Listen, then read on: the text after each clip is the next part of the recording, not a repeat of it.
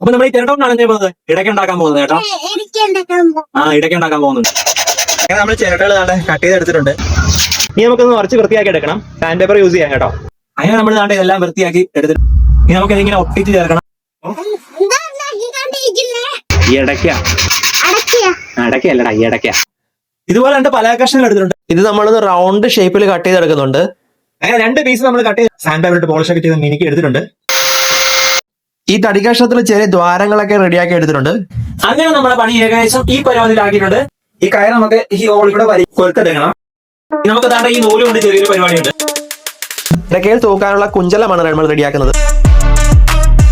അങ്ങനെ നമ്മൾ ഇടയ്ക്ക് റെഡി ആയിട്ടുണ്ട്. സൗണ്ടൊന്നും കേരള കേട്ടോ. വന്ദേ മുകുന്ദ ഹരേ ജയ ശൗരേ സന്തവനാഗമുരാരേ.